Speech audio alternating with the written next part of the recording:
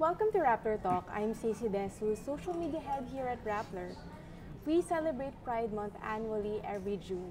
And to help us navigate the complicated issues that the LGBT community faces today, we have here the Executive Director of Ganda Filipinas, Naomi Fontanos.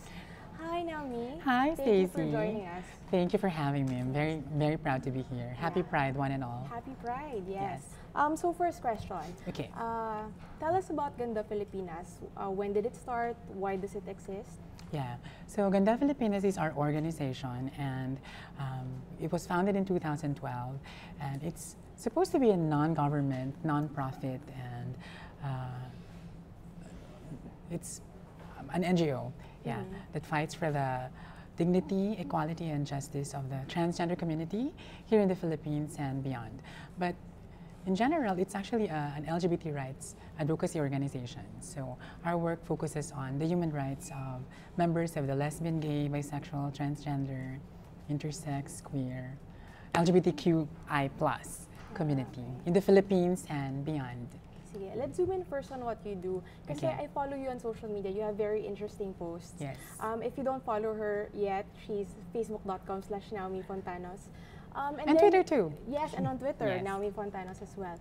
And you posted recently something about educating people on politically correct terms when discussing about the LGBT topic.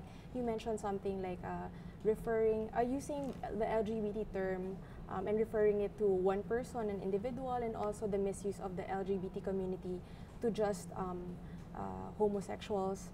Yeah. And these to me are actually personally surprising that people don't know. So this has happened a lot. And what are the often violations na nangyayari? Can you educate us about? They're not really violations, because Yeah, that might be too strong a word. But in fairness to media, in the last 10 years, I think the use of the initialism LGBT, LGBTIQ, or any other form of that initialism has actually increased, at least in the last 10 years, based on our experience here in the Philippines. So in the past, for example, if media would report on the annual Pride March, they would call it the Gay Pride March or the Gay and Lesbian Pride March. So I think it's the same experience for many LGBTQI+ communities in different parts of the world, where people's initial understanding of the community is that it's composed of gay and lesbian people only. And then later on, letters got added into what we call the alphabet soup. It became LGBT, and then it became LGBTI, it became LGBTIQ. But then again, I think there's some misuse or misunderstanding of the initialism, particularly in using it as a descriptor for a person or an individual, because you really cannot call one person LGBTQI+, because it's the different letters in that initialism stands for different kinds of identifying as a sexual and a gendered person. So you can't be a lesbian, gay, bisexual, trans, intersex, queer person all at once. Yeah. But a lot of media practitioners misuse it and, for example, describe persons using LGBTQI+.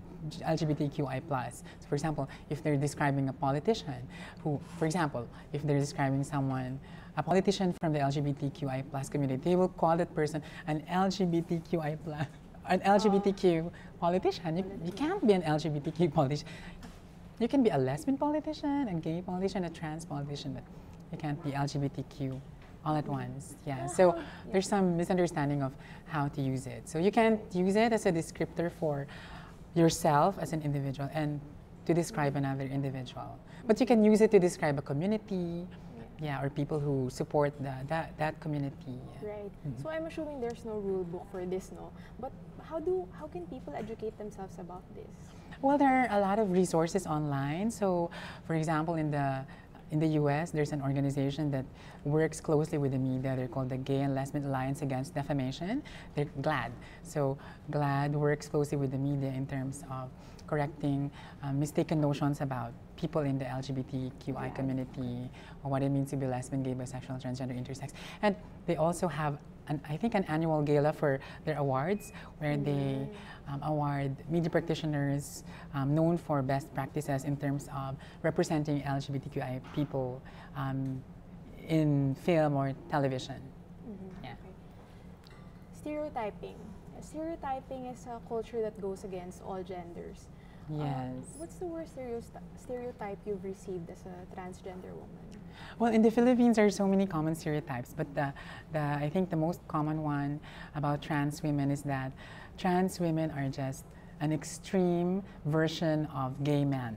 So, to the average Filipino, someone, if they see me, they would automatically think that I'm actually just a man who dresses as a woman. Yeah. So, sometimes when that happens, they would, for example, if you're applying for a job and they want to hire you, but because you're trans, they will say, we want to hire you, but are you willing to dress as a man?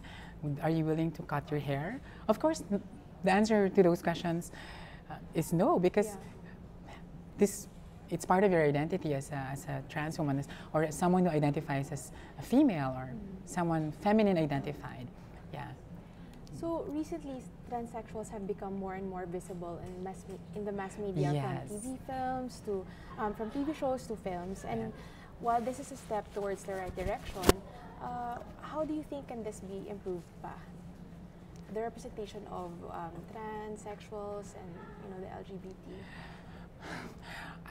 I don't think there are clear-cut answers to that question, but there is really a crisis of representation of the trans community here, but particularly here in the Philippines. At least abroad, things have improved a little, but I'll talk about that later on. But let's start here in the Philippines.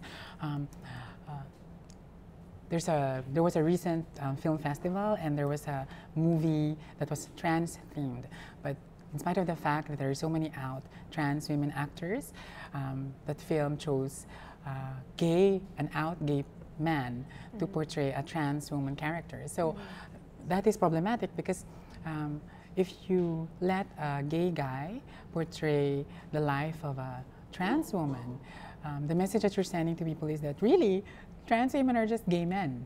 So it's harmful to the trans community. And of course, trans women are more visible than trans men. So there's also a crisis of representation in terms of representing the trans male community in the Philippines, because transgender or transsexual people are not only women, they're also transsexual men or transgender men. And recently we were very happy because a reality show cast a trans man for the first time to be part of that show. So in terms of visibility, that's good, yeah. But then he got eliminated, so too bad. Yeah. Okay, so let's talk about... And then abroad, in Hollywood, they have what they call trans face, where they hire non-trans actors to portray trans people. It's like blackface, where you hire someone who's Caucasian or white to portray someone who's black or brown or a person of color. So that has happened in a lot of Hollywood movies, right? So for example, there's an anime-themed Hollywood movie that came out whose main character was supposed to be Japanese, but there's this white actress playing the protagonist. So that's what you call the blackface, transface or something. Yeah. So in a lot of Hollywood movies, we see the trans face happening, where non-trans actors are being hired to act in movies that are trans-themed. And the reason for this is basically because Hollywood movies' bottom line is profit. And so they think that by casting a bankable actor to be in a movie about a trans woman, then the movie will sell better. And we've seen that happen in certain Hollywood movies that have come out recently.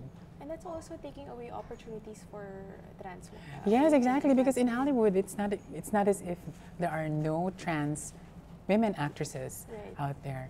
Yeah. Sweating all of a sudden. I'm so sorry. That's okay. So I'm not used to this light. So let's talk about one of the most viral issues recently was Jake Cyrus emerging on social, formerly known as Cyrus, emerging on social media. And so I wanted to see your take on it. How do you think the Filipinos dealt with it?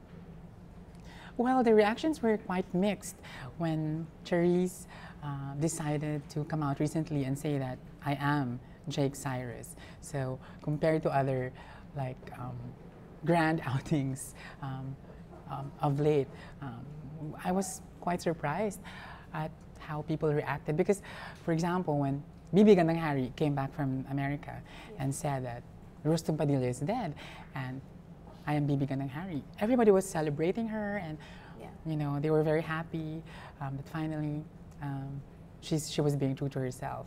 But when Jake Cyrus came out, it was a different story altogether, which is surprising to me because in Philippine society, when a man supposedly wants to be a woman, it's a demotion because in a patriarchal society, essentially you're asking to be in a lower status. And so therefore, if you're a woman who wants to be a man, and these are in scare quotes, okay, it's actually more acceptable. Yes, because you are transitioning to a higher status in society. But I guess, I think one of the reasons why a lot of people negatively reacted to the outing of Jake Cyrus is because they've known Jake for a long, long time as this little girl with a big voice, and then all of a sudden is saying that I have this male identity and I want to be known by a male name. But I'm so happy that Jake Cyrus came out on Pride Month, so it was just right in time. Yeah, right in time. Yes. Yeah. So it's 2017. Would you say that social media is kinder to the LGBT community in general? Well, there are so many LGBT people on social media, and when I was talking to some of my lesbian friends and I was asking them, how is your social media life? And they told me that we're hooking up on social media. We find girlfriends and partners on Facebook and on Twitter. And I was so shocked because what? That's happening? So I'm really very happy for them. Yeah, but of course there are also there's some negativity as well that the community faces on social media. Let's dive into that. Like, I scroll through social media and I still see, surprisingly, hate remarks against the LGBT community. Also, I remember the time of when Jennifer Laude, on the trial of trans Filipina Jennifer Laude happened, several hate pages came out against her, and she's already, she's dead, she's passed away. So that's surprising to me. So how does the LGBT or the trans community deal with this? Can you tell me more about this, the hate pages that come out, and how do you guys deal with it as a community? Yeah, we were really, really surprised because when Jennifer Laude died, we started a campaign called Justice for Jennifer Laude, and we thought that it would, gather a lot of support from the public because basically Jennifer Laude's story is the story of a lot of Filipinas who've experienced sexual violence in the hands of American servicemen, and because our history is, so full of these stories, we thought that the public would be very, very sympathetic to what happened to her. But it was the complete opposite, and I always joke whenever I talk about Jennifer's case that if I had a peso for every negative or bad thing that was said of Jennifer Laude, I'd probably be a millionaire now. Because there was one time when we had a National Day of Outrage for Jennifer Laude. We put together all the bad things that people were saying about her on social media, and we had about maybe 10 pages of hate messages said about her, that it was her fault, that she was a thief, that she was asking for it, that she deserved to die, she deserved the violence that she received. So as a community, the only thing that really we can do is to try to educate people through advocacy work and to try to deflect the hate on social media by responding to the hate messages that were being said about her. But that's tiring. I mean, that's a lot of work. Exactly. You can't speak to every person that says a negative thing about Jennifer Laude on social media. It would be a job. Yeah, and also I'll just know, just to add to that, social networks, social networks are not bully-free right now. Yeah. So there are community standards and guidelines, but even us, a news organization, we're very prone to attacks. But it's also, you know, it's hard to report sometimes when you always get the this did not violate community standards. It also takes a lot of you know, effort and time to report these things to the social networks, and sometimes hindi pa na-approve. If there's one negative culture happening right now on social media, you know, what do you want to remove or stop now? May one negative culture happening right now. Ano yung gusto mong mawala for the LGBT community?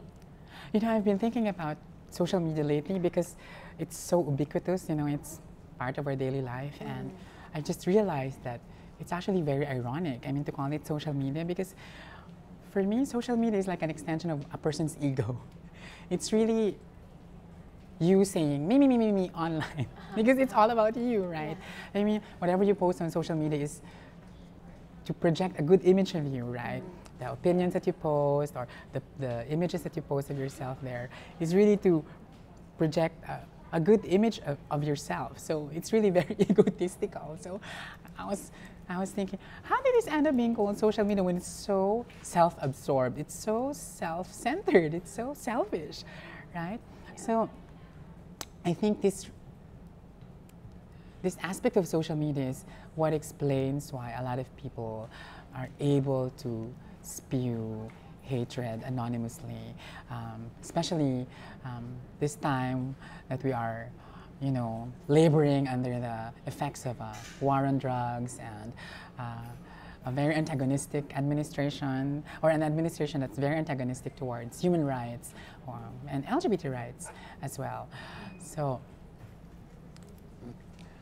as a community, in the LGBTQ community has to do something about it. I mean, we need to respond to our recent experiences in the Philippines, and because we are no longer immune to the hatred that, you know, people bring to social media because of their political convictions about what is right or what is wrong about the present administration. So, you know, even advocates need to probably do training in digital security, and they need to think more deeply about their privacy on social media to be able to protect themselves. Yes, and of course, always to resist and to fight back. Yeah, because I've had several discussions about how to deal with trolls online, and for me, really, silence or not responding to them is not a solution for me.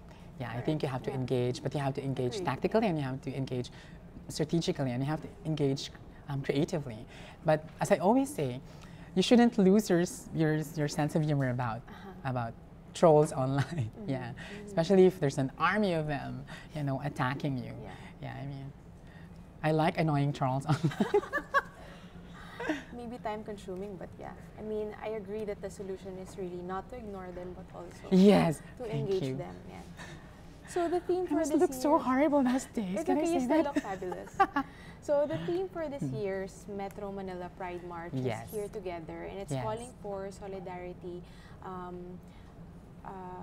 with the members of the LGBT community. Why is it important to involve those who are not part of the LGBT community to the cause? Okay. It's okay, you're so beautiful. Yeah. Because really, in the end, if what you want is change for the LGBTQ community in all spheres of life, and that includes economic, political, social, cultural, etc., then the change shouldn't just happen within the community. It has to involve people outside our community, because then you know that structural change is happening. Because if it becomes an exclusive cause that only the LGBTQ community is fighting, then, I mean, where is it going to go, right? So for example, if the LGBTQ community wants to seek political representation in Congress or the Senate, or if they want to be more visible politically, to have to have positions of power in government, then it will not be the LGBTQ vote that will win them those seats, right? It will be the LGBTQ command vote plus non-LGBTQ people, right? So you have to engage people, get them to support the cause, because at the end of the day, really, our objective is equality for all, greater justice in society. And this is something that I think not only LGBTQ people should be concerned about, but non-LGBTQ people as well. Yeah. Another important aspect of every movement is intersectionality.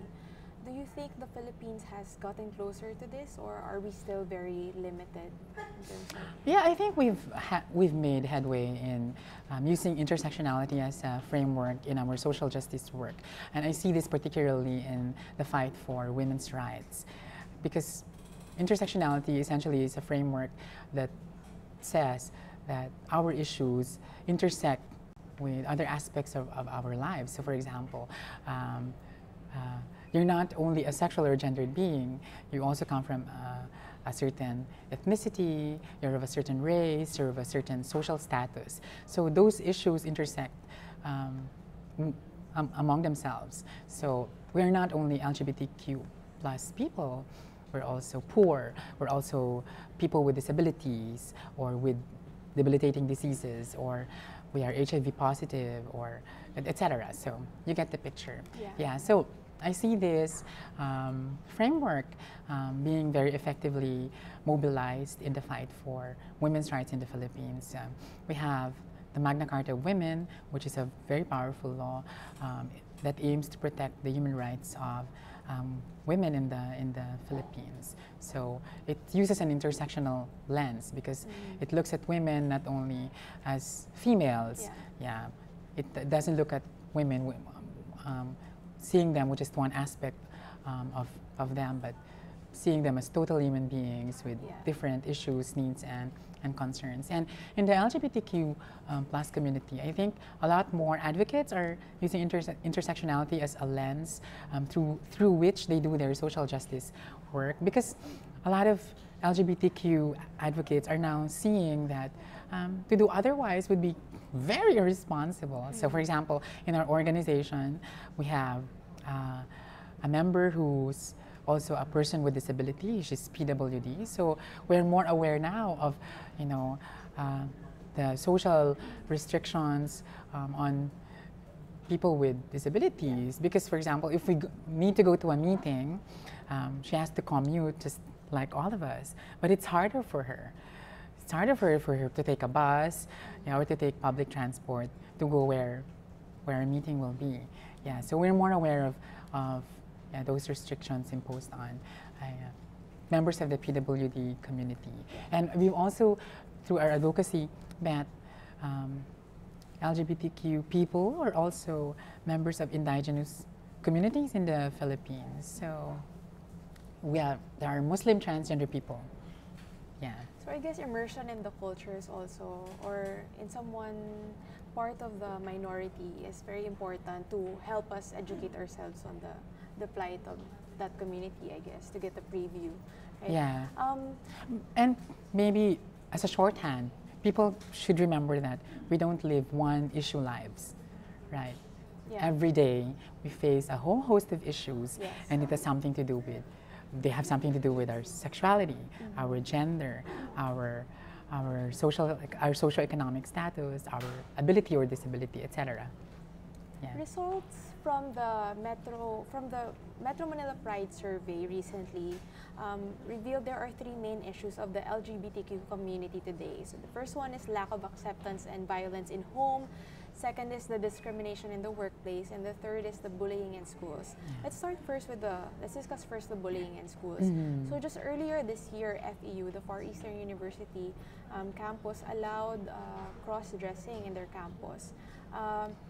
Do you think universities and schools should be encouraged to end uniforms, hair length restrictions, and maybe what's your take on comfort rooms?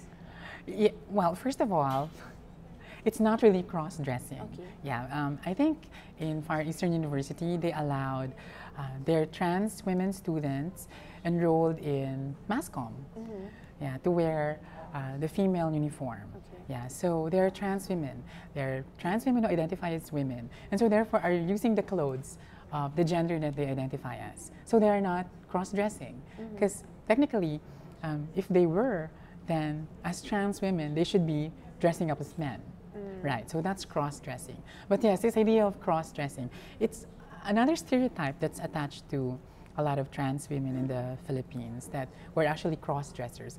Technically, the meaning of cross-dressing is when someone adopts the clothing of the opposite gender. So if you're male, you wear female clothes, or if you're female, you wear male clothes. So, I mean, this has been going on, I mean, forever in every culture, in every country.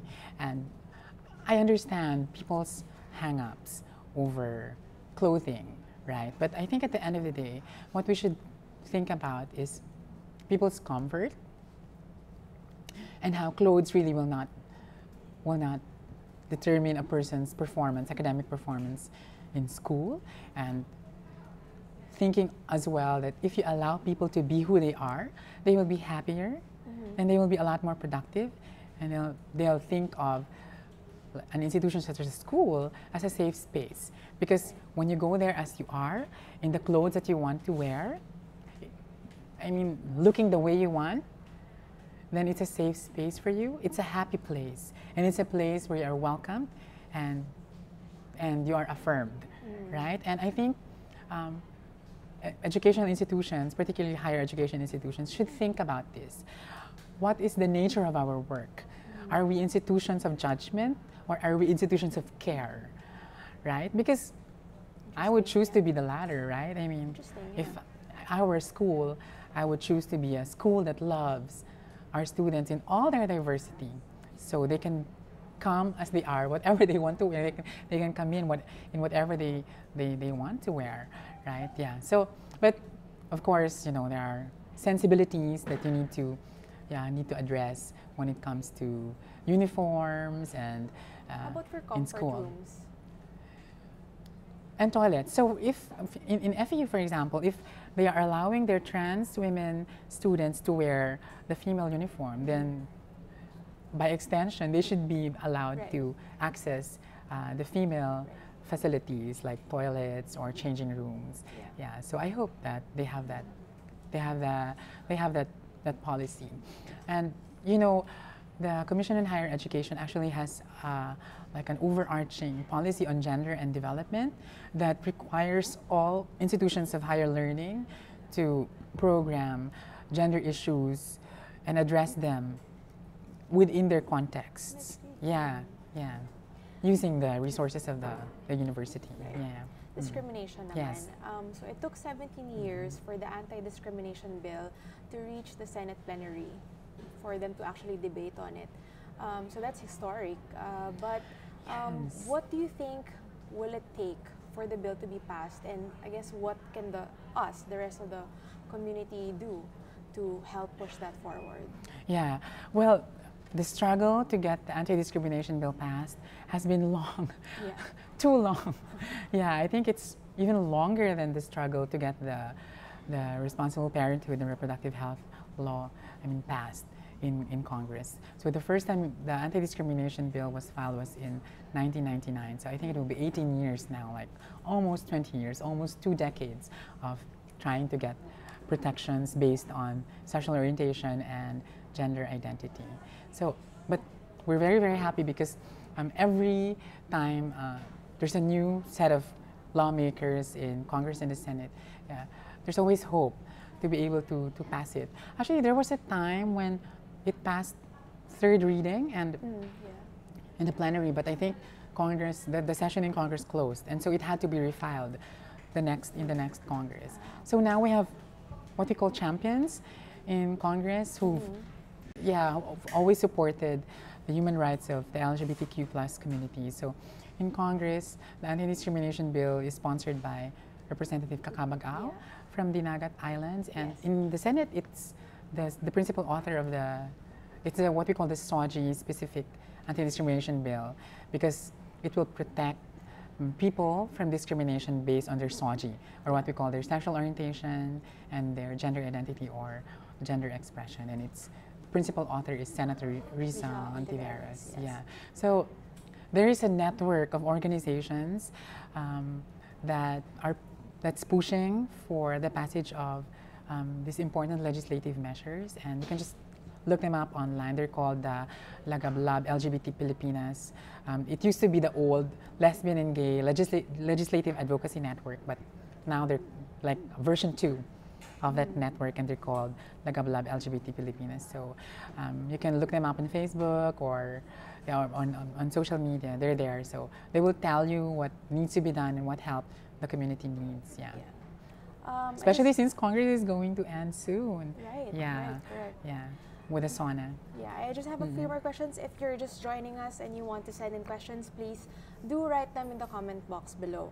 Okay, so overall, what has 2017 been like for the LGBT community? Is it better? Is it what's it been like so far? You know, I'm an eternal optimist. Yeah. So each year for me is a good year to be LGBTQ+. Yeah, yeah, that's my thinking. I mean, every year is a great year to be trans. Every year is a great year to be lesbian, gay, bisexual, intersex, queer. Yeah, because if you lose hope, then what is the advocacy for, right? I mean, correct. Yeah, so I'm always positive about developments for the LGBTQ community and how our quality of life can be better each year, and how our human rights will be protected more, and how protections in terms of civil, political, economic, social, cultural rights can be achieved every year. So advocacy is it's always happening. There are so many organizations, and you know, each year there are organizations that will die out, but there will be new organizations that will take their place. So the advocacy community is very vibrant, it's very dynamic. It's always, you know, full of energy. Yeah, and just 2 days ago, just Sunday, Filipinos in support of gender equality marched for Here Together, hashtag Here Together. Just the last question for me, in case you want to bring something else up. What's the vision until the next Pride Month, and how do we get there? God, that's such a great question. Yes, but I think the end vision is greater justice, dignity, and equality for Filipinos who identify as lesbian, gay, bisexual, transgender, intersex. And there's so many ways to achieve that. There are so many ways to achieve justice, dignity, and equality for the LGBTQ community. But we can start with changes in policy, changes in the law, and changes in the quality of life of members of the community. So I think it will take more advocacy, so to push for greater change, to make life better for LGBTQ plus Filipinos. And it's going to be, I think it's going to be a long struggle, to get there. So I hope that a longer struggle. A longer struggle. Another year of struggle. Yes, yeah. But we'll get there. I hope that we'll get there. Yes. Yeah. So Okay. I hope that people will not lose their energies, and that, you know, I hope that LGBTQ plus Filipinos will never choose to play small, because that is what society wants us to do. They want us to play small because of their misconceptions of who we are. So I really want to tell people, dream big, live large, right? And never play small, and don't aspire to just die beautiful. Live beautifully, live beautiful, have a beautiful life, because you deserve it, right? I mean, you deserve it as much as the next person. So don't be afraid, right? I mean, step into the light and stay in the sunlight and enjoy the sunshine. And it's great. That's such a powerful message. Never live small, but also dream big. You were listening to Naomi Fontanos, Executive Director of Ganda Filipinas. I'm Cece De Jesus. Thank you for watching.